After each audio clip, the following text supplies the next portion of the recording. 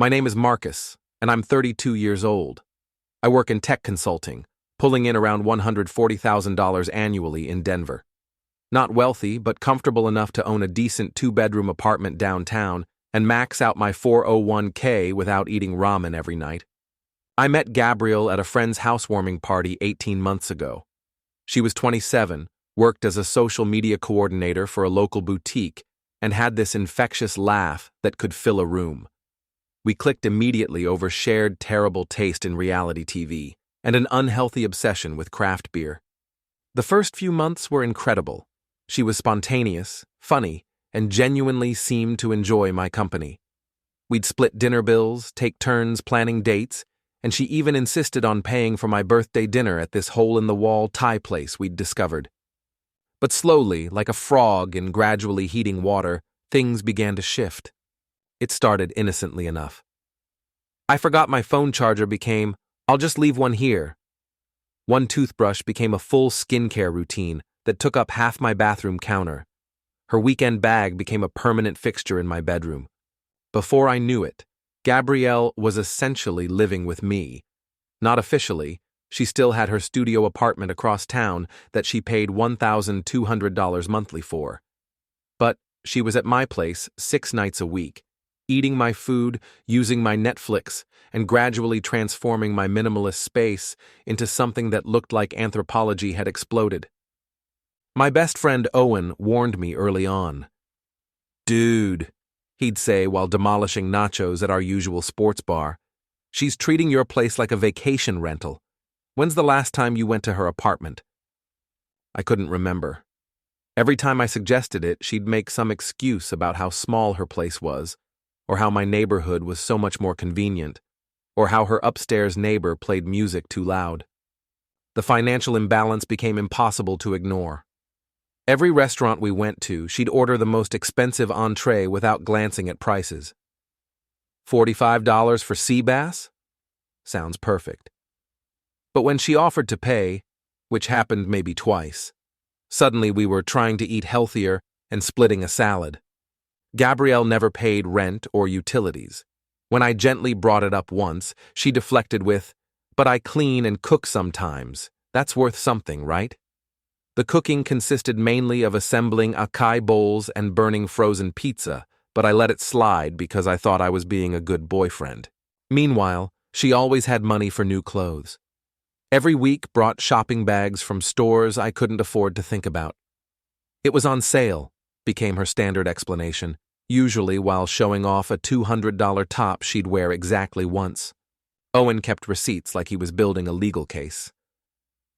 She ordered the lobster again, he'd text me with a photo from our group dinner, and complained about splitting the check 6 ways instead of you just covering hers.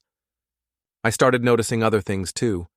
How she'd become cold and distant whenever I suggested staying in instead of going out. How she'd sulk if I mentioned being careful with money. How she'd suddenly have a headache whenever it was time to discuss anything serious about our relationship.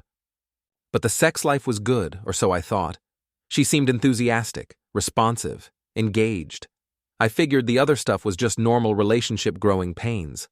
There were also those mysterious girls' nights that seemed to happen more and more frequently. She'd disappear for hours with vague explanations about meeting college friends I'd never heard of, always coming home late and slightly drunk. Last Tuesday night, everything changed. We'd just finished being intimate, nothing extraordinary, but she'd seemed completely into it throughout. We were lying there afterward, both satisfied and relaxed, when she let out this long, heavy sigh. Not the contented kind, the kind that suggests impending doom. "What's wrong?" I asked, genuinely concerned. She turned to face me with this loaded expression. "Nothing. Just never mind." Every guy knows that never mind is relationship kryptonite. It's not actually never mind. It's please ask me 17 more times so I can pretend to reluctantly tell you what I've been dying to say. "No, seriously, what is it?" She took a deep breath, like she was about to deliver devastating news about a terminal illness. "You really want to know?" Red flags should have been waving, but I was too tired and too invested to see them. Of course. Dylan was just better at this stuff. Dylan, her ex-boyfriend. The one she'd spent months complaining about, calling him immature, selfish, terrible with money, and generally useless. The same Dylan she'd claimed was the worst mistake of her dating life. I blinked at the ceiling, processing. Better at what stuff? You know, this. In bed. He just knew what he was doing. You're sweet and everything, but he was more experienced. The words hit like ice water. Here I was, providing her with free housing, free food, free everything, and she decided to critique my performance immediately after I'd just given her what seemed like a very satisfying experience. I stared at her for exactly 10 seconds. Then I calmly sat up and started getting dressed. "Where are you going?" she asked, suddenly sitting up too. "Out. It's almost midnight on a Tuesday. Where could you possibly be going?" I grabbed my wallet and keys. Doesn't matter. Now she looked genuinely confused, like I'd started speaking a foreign language. I was just being honest. You always say communication is important in relationships. "There's communication," I said, pulling on my jeans, "and there's being deliberately cruel right after intimacy. Those are different things." Her jaw dropped, like I'd just announced I was moving to Mars. "Excuse me? I'm trying to help you improve." "Help me improve by comparing me to your ex immediately after we finish?" "Yeah, super helpful feedback. Really great timing, too." I grabbed my gym bag and started throwing clothes into it. If I was going to leave, I might as well stay gone long enough to think clearly. "Where are you planning to go at this hour?" she called after me. "Owen's place." "This is completely ridiculous. You're being incredibly sensitive." That's when she made her fatal mistake. Dylan would never get this upset over honest feedback. I stopped dead at the bedroom door and slowly turned around. The moment felt cinematic, like the camera should have panned dramatically across my face. "Here's what's happening," I said, my voice eerily calm. "I'm leaving. You can stay here tonight since it's late, but I want you and all your stuff gone by tomorrow evening. We're done." She stared at me like I'd just solved quantum physics using finger puppets. "You cannot be serious right now." "I'm completely serious. Maybe Dylan can help you find somewhere new to stay since he's so much better at everything."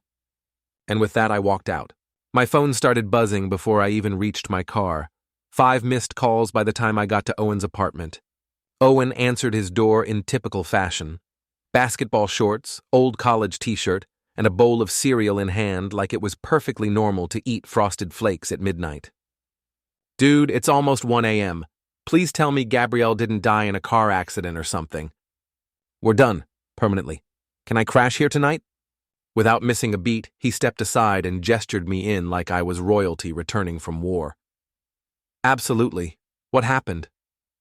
I explained everything. The Dylan comment, the timing, my dramatic exit.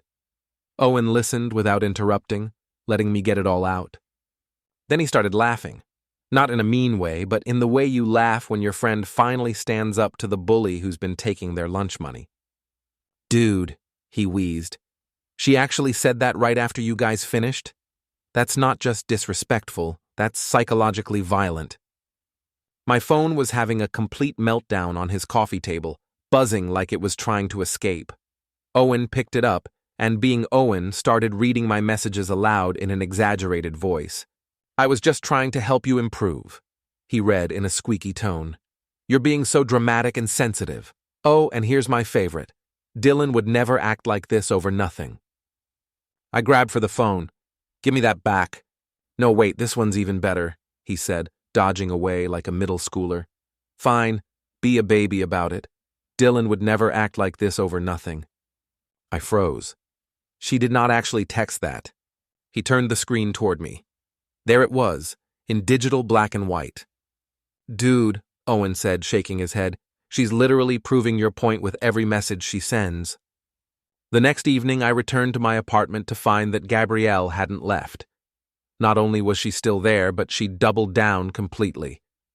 The place was set up like a scene from a romantic movie, expensive takeout containers on the table, charged to my credit card naturally, wine glasses, candles, soft music playing. She turned around with this glowing smile like she expected me to drop my bag and fall into her arms. "Baby, you're back. I knew you'd come to your senses eventually." I didn't even sit down. Why are you still here? I told you to be gone by tonight. Because we need to talk this through like mature adults. You can't just throw away 18 months over one tiny comment. One tiny comment. You told me another man was better than me in bed, right after I'd just made love to you. She crossed her arms, offended by my offense. I was trying to help improve our intimate life. That's how relationships work. You take feedback and use it to get better. The audacity was breathtaking. Get outside now. That's when the mask finally slipped. Are you kidding me right now? She snapped. I've been taking care of this place for months, cooking, cleaning, making it feel like a real home. You owe me for all of that. I owe you for what? For being my girlfriend? For choosing to live in my apartment rent-free and buying candles with my credit card? And then she said the thing that made everything crystal clear. For putting up with your boring work stories and your weird friends. For pretending to like your annoying family. I stared at her, genuinely fascinated. Keep going. You want me to keep going? Fine. Your friends are losers, especially Owen. Your family asks too many personal questions. You dress like you're still in college half the time. Each word was like watching someone confess to a crime they didn't realize they were committing. But you stayed for 18 months because you have money and a nice place, obviously.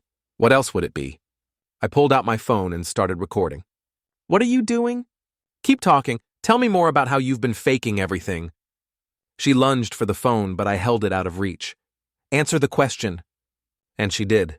She told me she hated my cooking, my sports teams, how I chewed my food. She admitted she'd been faking satisfaction in bed for months. Then came the bombshell. You want the whole truth? Fine. Dylan and I never really stopped seeing each other. We've been hooking up this whole time, at least once a month. And it wasn't just him. Remember when I had those girls' nights? Half of those were dates with other guys.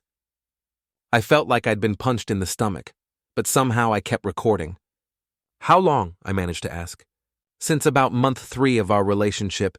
You were so boring, Marcus. So predictable. Dylan knew how to actually satisfy me, unlike you. At least he had some passion, some fire. You're just safe and boring. She confessed to texting other guys our entire relationship, keeping her options open because I was just a placeholder until someone better came along. When she finished, I stopped recording. Perfect. Now get out before I call the police for trespassing. You can't kick me out. I don't have anywhere to go. Call Dylan. I'm sure he'll help you out. Again. We broke up 2 years ago. It was just physical. Then figure it out like an adult. You have exactly 20 minutes to pack before I start putting your stuff on the lawn. Gabrielle finally left around 9 p.m., but not before trying every manipulation tactic in the book. Crying, screaming, accusing me of financial abuse. She even tried to claim that paying rent was somehow oppressive and that recording her confession was illegal. It wasn't. Colorado is a one-party consent state. But she was gone, and that was all that mattered. The next morning, Owen came over with coffee and bagels. So, he said, settling onto my couch like he was about to watch his favorite movie, how does it feel to be free? I looked around my apartment, my space, my rules, my Netflix queue restored to action movies instead of documentaries about rescued animals. It feels, I said, taking a long sip of coffee that I'd paid for with my own money, like I just got my life back. Owen raised his coffee cup in a toast. To dodging bullets. To dodging bullets, I agreed. I kept that recording, by the way. Not because I plan to use it maliciously, but because sometimes you need proof that you're not crazy, that your instincts were right all along. The best revenge against someone who used you, cheated on you, and took you for granted? Living well without them. Sometimes the most powerful thing you can do is simply walk away, walk away, walk away, walk away, walk away.